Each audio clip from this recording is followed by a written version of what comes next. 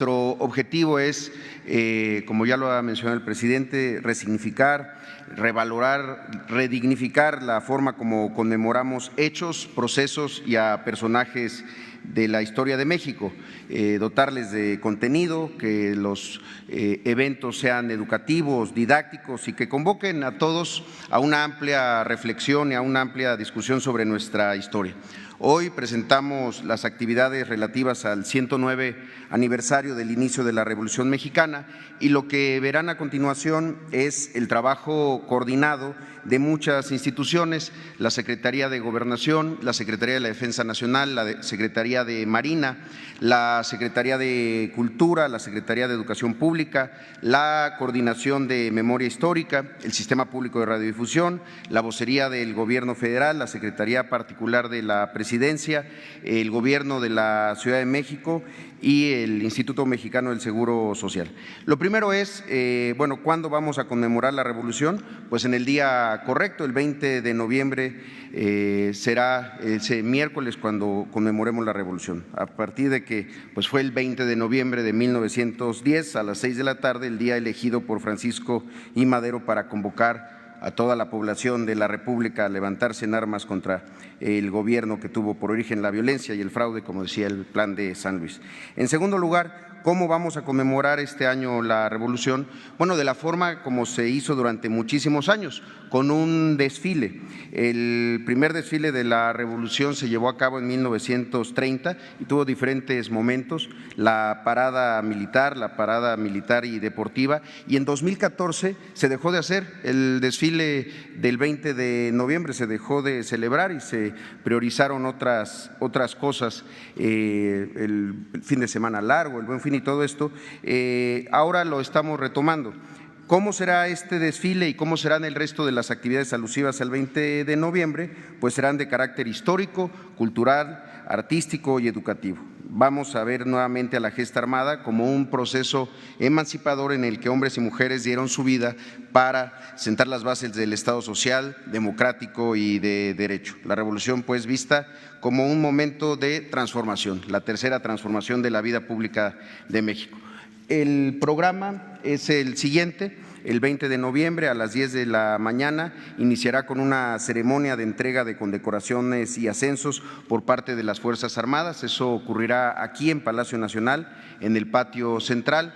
A las 11 a.m. iniciarán las actividades en la plancha del Zócalo con una representación histórica de diversas escenas de la Revolución Mexicana. Es una recreación de estos momentos históricos con más de 1,130 personajes caracterizados con indumentaria, con artículos de la época, artefactos, armas, vehículos de la época. Posteriormente a eso habrá un programa musical con María Inés Ochoa, la Rumorosa, interpretando corridos de la Revolución, y esta parte del programa termina con un espectáculo de acrobacia ecuestre. Y entonces ya pasamos al momento del desfile. El desfile es un desfile, como se ha mencionado, histórico, inédito, innovador, muy dinámico y muy didáctico. Hay dos ejes narrativos, los caballos y los trenes. Desfilarán 2,700 caballos de contingentes militares, de contingentes civiles de todo el país, dándole la importancia que tuvo el caballo en la gesta armada.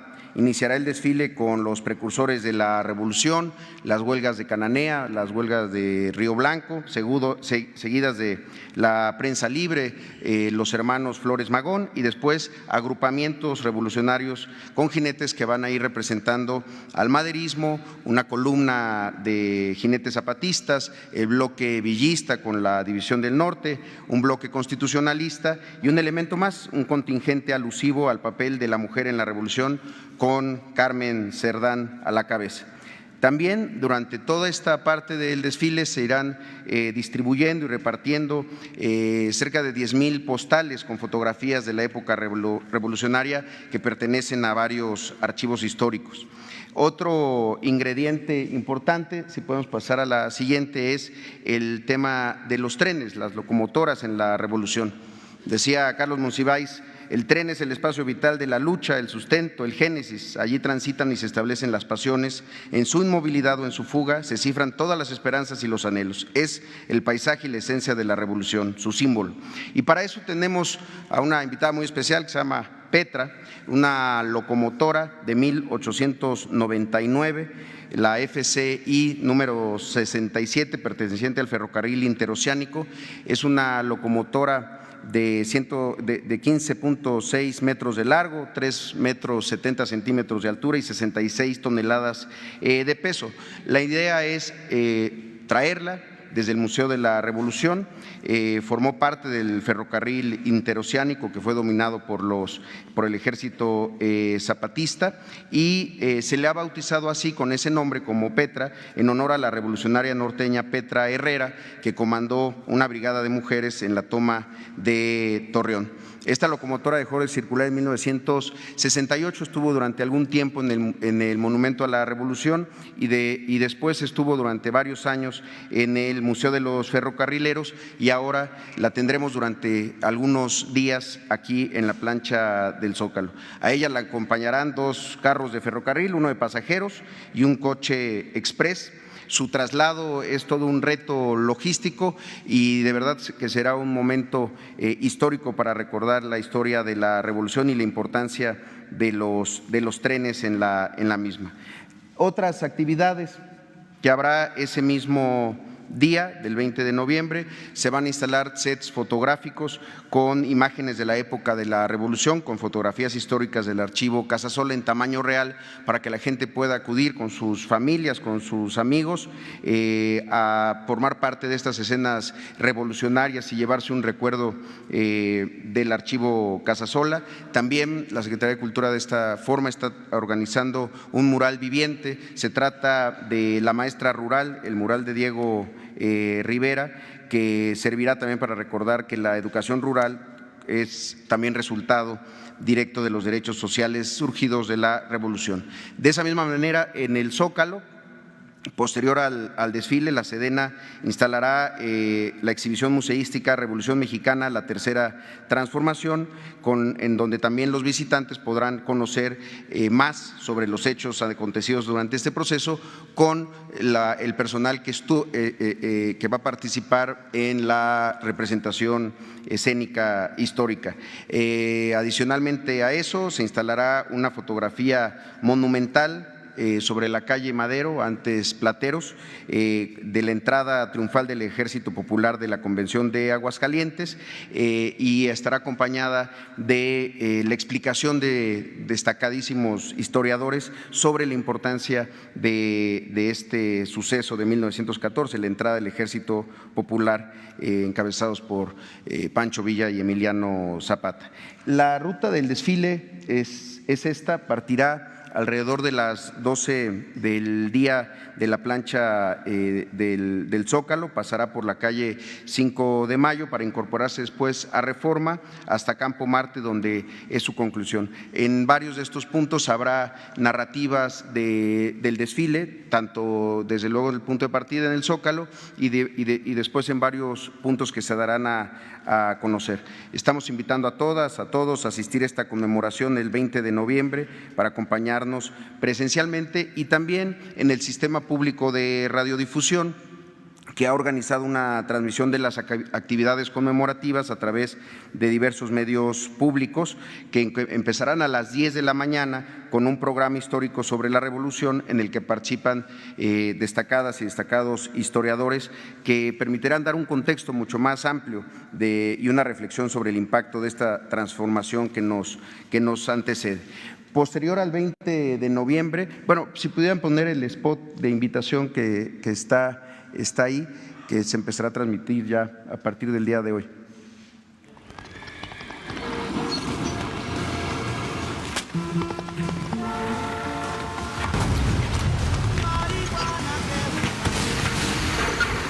La Revolución Mexicana se convirtió en el primer levantamiento armado con demandas sociales del siglo XX. Son múltiples las causas económicas, políticas y sociales que originaron la rebelión contra la dictadura de Porfirio Díaz, destacando entre ellas el descontento de los grupos más desprotegidos, quienes no dudaron en atender el llamado de Francisco I. Madero el 20 de noviembre de 1910. Las distintas etapas del movimiento armado no se pueden entender sin personajes como los hermanos Jesús, Ricardo y Enrique Flores Magón, periodistas creadores del Partido Liberal Mexicano, Francisco I. Madero, el apóstol de la democracia, Venustiano Carranza, que promulgó la Constitución de 1917, que aún nos rige, Emiliano Zapata y Francisco Villa, líderes que comandaron las luchas agrarias y sociales, y posteriormente Lázaro Cárdenas, quien llevó a cabo cambios profundos que estaban pendientes, como el reparto agrario y la expropiación petrolera. La Revolución Mexicana, una revolución popular.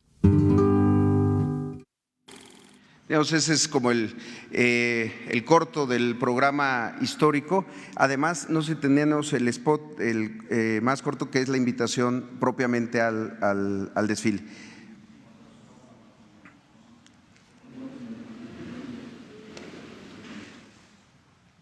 Este 20 de noviembre asiste al Zócalo capitalino para presenciar el desfile conmemorativo del inicio de la Revolución Mexicana. Recuperemos nuestra historia. Te esperamos el miércoles 20 de noviembre a partir de las 10 horas en el Zócalo de la Ciudad de México. Gobierno de México.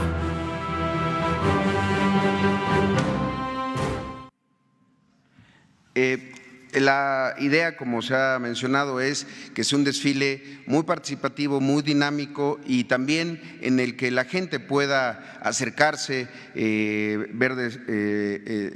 hablar con los personajes que están entrenándose para poder dar una explicación de la importancia de cada uno de los personajes que estarán ahí representados. Es algo que buscamos sea un diálogo también de ida y vuelta con la ciudadanía y desde luego con la presencia destacada de estos 2,700 jinetes, un número muy, muy grande para un desfile que realmente será algo impresionante.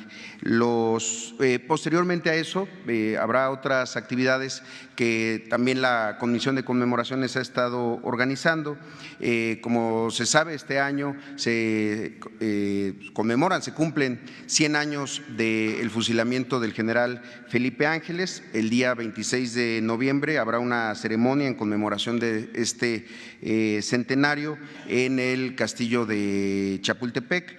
Y también por la tarde habrá la representación durante todo un mes de la obra Felipe Ángeles de Elena Garro en el Teatro Calleja del Seguro Social. Además de eso, se está poniendo a disposición de todas las instituciones de una exposición fotográfica organizada por el Instituto de las Revoluciones y Memoria Histórica. Felipe Ángeles, a 100 años de su fusilamiento, estará en diversas estaciones del metro, en recintos legislativos de todo el país, en el propio Teatro Calleja, en el Colegio Militar, y se buscará que esté a disposición de quien quiera montar esta exposición de fotografías sobre la vida y la muerte también de Felipe Ángeles. La intención de la comisión es que este programa sea el comienzo de una tradición anual de desfiles, de actividades que permitan sobre todo la reflexión personal, íntima de cada uno de los mexicanos, de las mexicanas, y también honrar de manera continua a las mujeres y hombres que iniciaron y consumaron la tercera transformación nacional. Es cuanto, señor presidente. Pues esto es por lo que corresponde a la conmemoración del 20 de noviembre. Y ahora vamos a pedirle al secretario de Relaciones Exteriores, Marcelo Ebrard, que informe sobre el asilo al presidente Evo Morales. Con su permiso, señor presidente. Bueno, como ya ustedes tienen la información, el día de ayer recibimos la comunicación por parte de Evo Morales de aceptar el ofrecimiento de asilo que México ofreció. A raíz de ello, se instruyó por parte del señor presidente que se trasladara una aeronave de nuestra Fuerza Aérea para pasar literalmente a Bolivia por Evo Morales. Bueno, serían muchos los detalles, pero me voy a referir a los puntos principales. Ha sido como un periplo por diferentes espacios y decisiones políticas. En primer lugar, la ruta que se eligió fue a través de Lima, Perú. Se pidió autorización al gobierno de ese país, se nos otorgó. La aeronave bajó en Lima, Perú, como primer punto de contacto.